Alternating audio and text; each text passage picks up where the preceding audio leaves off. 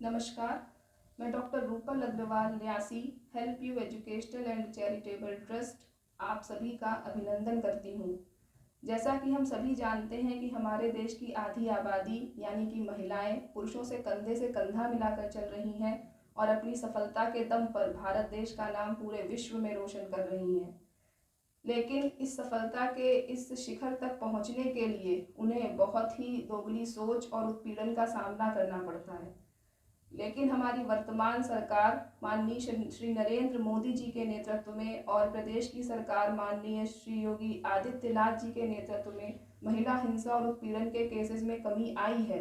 लेकिन समाज के जिम्मेदार नागरिक होने के नाते ये हम सभी का कर्तव्य बनता है कि समाज में फैली बुराइयों को हम दूर करें और उनके खिलाफ आवाज़ उठाएं। Help you educational and charitable trust अपनी स्थापना वर्ष से निरंतर ही महिलाओं के अधिकारों के लिए लड़ रहा है और महिलाओं को समाज में एक उचित स्थान दिलाने के लिए प्रयास भी कर रहा है। महिलाओं को स्वावलंबी बनाने हेतु हमारे यहाँ निरंतर ही पाक कला कार्यशाला, सिलाई कौशल प्रशिक्षण कार्यशालाओं का भी आयोजन किया जा रहा है।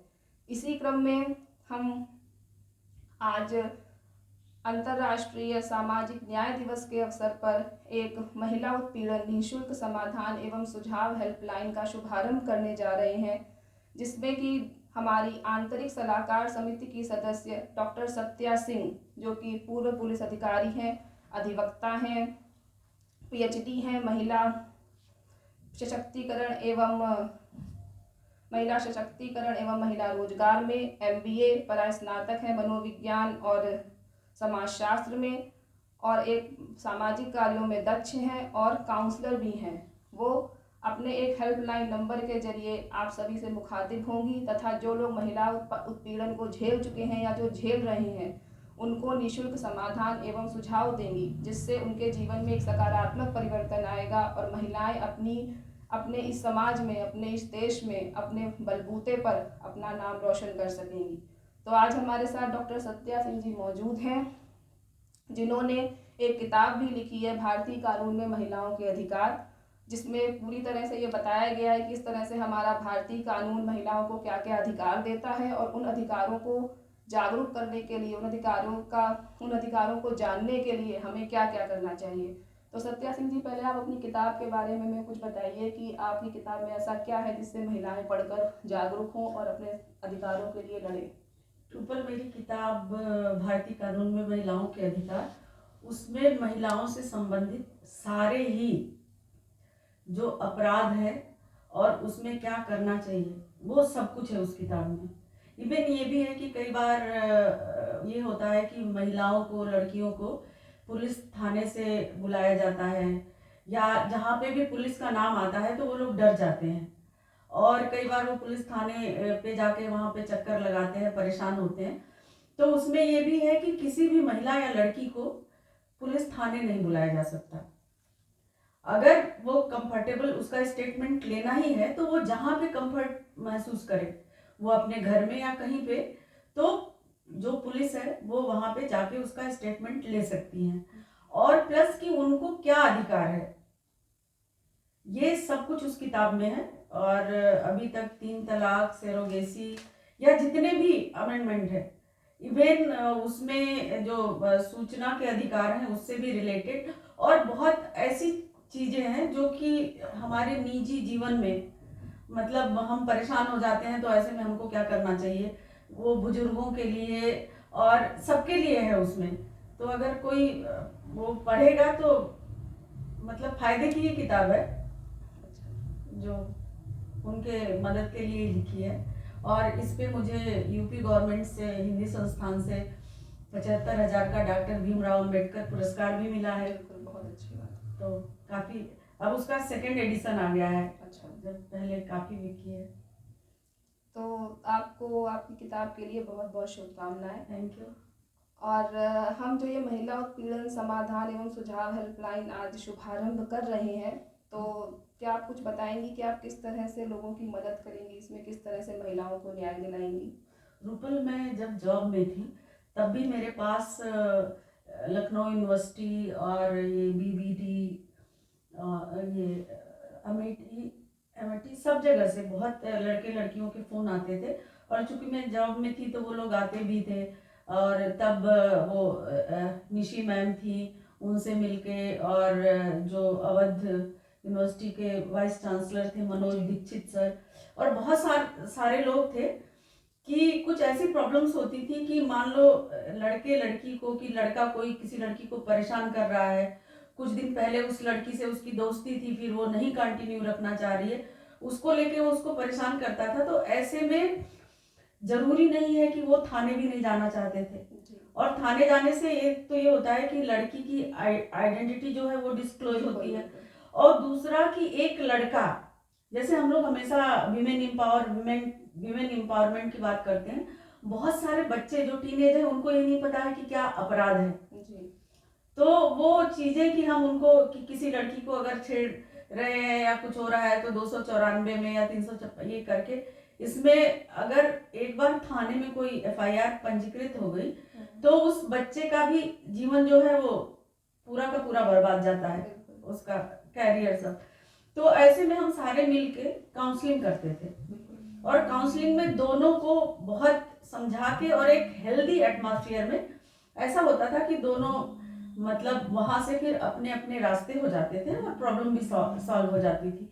तो तब से लेके अभी भी मतलब हर महीने 2-4 केस तो आते ही आते हैं मेरे पास, बहुत सारे। और आजकल तो एक बहुत, अभी कुछ दिन पहले एक इंजीनियरिंग कॉलेज का बच्चा था, वो एक ये टिंडर कुछ है ना, उसपे वो कोई, मुझे पता नहीं है अभी उसके बारे में ज्यादा, तो वो कोई ऐप है जिसपे डेटिंग या चैटिंग का क्या है, तो वो कर रहा था।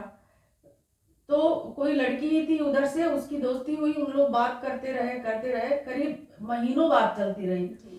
और महीने बाद फिर ये हुआ, मिलने की जब बात आई तो पता चला कि अच्छा, उस लड़की ने ये भी बोला था कि लखनऊ की है, वो लखनऊ में पढ़ता है। जब मिलने की बात आई तो ये हुआ कि पहले वीडियो कॉल करते हैं और एक दूसरे की शक्ल देखते हैं। तो जब वीडियो कॉल हुई तो उस लड़के ने देखा कि एक लड़की बैठी है और पीछे कोई लड़का सा है, और उसके बाद वो फोन कट गया। और वो फोन कटने के बाद फिर क्या हुआ कि मुश्किल से कुछ घंटे बाद उसके पास फोन आया, और वो किसी लड़के का फोन था कि तुमने ऐसे ऐसे करके उस लड़की से बात की है और तुम अभी पैसे दो, नहीं तो मैं ये सारा वीडियो जो है वो ऑनलाइन कर दूंगा। अब वो परेशान, डर के मारे उसने 30,000 रुपये उसको ट्रांसफर कर दिए, जो कि मेरे पास है, अभी दिखाया तुमको। देने के बाद 30,000 के बाद फिर वो बार बार उसको परेशान करने लगे और बोले 5 लाख दो। अब एक पढ़ने वाला बच्चा, जब वो लोग परेशान हो गए तो किसी के माध्यम से,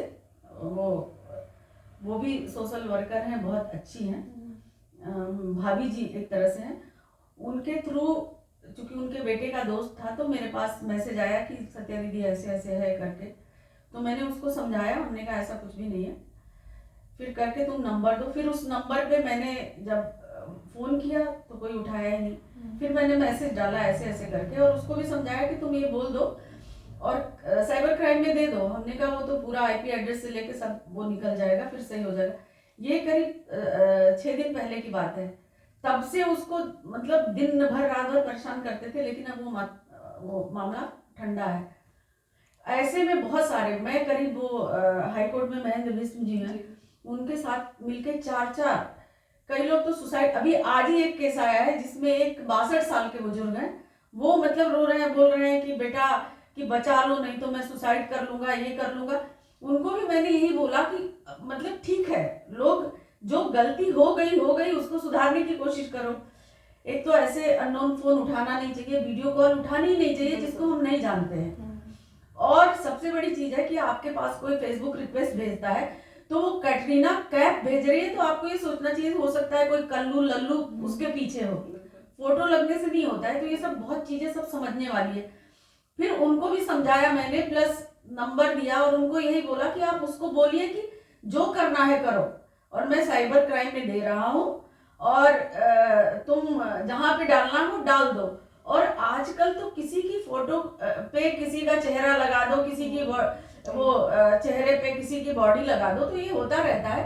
इससे डर के लड़के और लड़कियों को कतई परेशान होकर कुछ गलत कदम नहीं उठाना चाहिए। इसलिए कि हर आदमी को आप उसका सामना करिए, अगर डाल देता है फेसबुक पे तो आप लिखिए ना कि ये किसी ने क्रॉप करके डाला है और गलती कोई और कर रहा है, सफर आप क्यों करें? क्यों? आपकी कोई गलती नहीं है तो आप एकदम सर उठा के और एकदम उसको मजबूती से लड़िए और बताइए। और जो आपको सबको जानते हैं वो तो जानते हैं ना कि आपको क्या है। तो एक आदमी को कि जो इतना बेवकूफ और घटिया है, उसको अपनी सफाई देने के लिए या अपनी मतलब आइडेंटिटी बताने के लिए या कुछ करने की क्या जरूरत है? कुछ भी नहीं है। तो ऐसे में एकदम नहीं डरना चाहिए। तो इस तरह के केसेज आते रहते हैं। कभी किसी के घर में पता चला वाइफ हस्बैंड की लड़ाई हो रही है, मैं सुसाइड कर लूंगी, ये कर लूंगी, फिर वो फोन आता है, मैं उन लोग से बात करती हूँ जैसे भी करके। बस मतलब हर आदमी की, मैं किसी की बेटी, किसी की बहन, किसी की बुआ, मतलब कुछ ऐसे ही बन के। और है लखनऊ में कम से कम 100 घर ऐसे हैं और कुछ घर ऐसे भी है जहाँ पे मेरा एक कमरा है। तो बस यही है कि मैं किसी के लिए कुछ कर सकूं, अगर इस लायक हूँ या भगवान ने मुझे बनाया है, मेरे गुरुजन जिन लोगों ने मुझे ऐसी शिक्षा दी है, कुछ है कि जिसके माध्यम से मैं किसी की मदद कर सकूं, तो मैं एकदम तैयार हूँ। और तुम्हारे साथ एकदम, अगर किसी की भी कोई प्रॉब्लम है एकदम, तो जस्ट लाइक ए चैरिटी मैं आपके साथ जुड़ी हूँ और मैं करूँगी। Thank you so much Satya ji आपके इस नेक विचार के लिए। जैसा कि डिजिटल मीडिया या सोशल मीडिया है जिससे हम लोगों का मनोरंजन भी होता है, हम लोग विचारों का आदान प्रदान भी करते हैं, लोगों से बातचीत भी करते हैं, वो एक सशक्त माध्यम है लोगों तक अपनी बात पहुंचाने का। लेकिन कहीं ना कहीं कुछ गलत लोग जो उनका गलत इस्तेमाल कर रहे हैं और गलत तरीके से उसे यूज़ कर रहे हैं, जिससे समाज में बुराई, हिंसा और तरह तरह के अपराध फैल रहे हैं। एक समाज के जिम्मेदार नागरिक होने के नाते हमारा आप सभी से अनुरोध है कि इस तरह की चीज़ों पर रोक लगाएं, जिससे हमारा जो डिजिटल मीडिया है या जो भी हमारा सोशल मीडिया का जो दायरा है वो सकारात्मक तरीके से फैले, ना कि नकारात्मकता फैलाए। तो धन्यवाद सत्या जी, हमें बिल्कुल थैंक यू।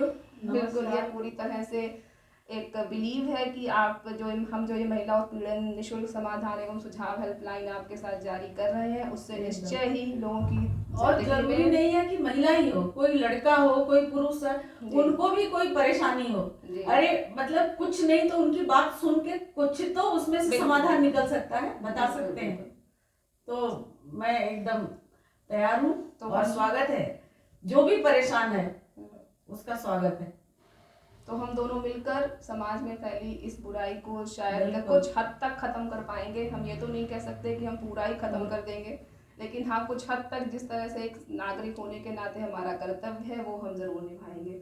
तो अब हम इस हेल्पलाइन को लॉन्च कर रहे हैं जिसमें 2 नंबर दिए हुए हैं, जिसमें किसी को कोई भी समस्या हो इन दोनों नंबर पर कभी भी बात करके अपनी समस्या बता सकता है और उसका समाधान एवं सुझाव प्राप्त कर सकता है। धन्यवाद।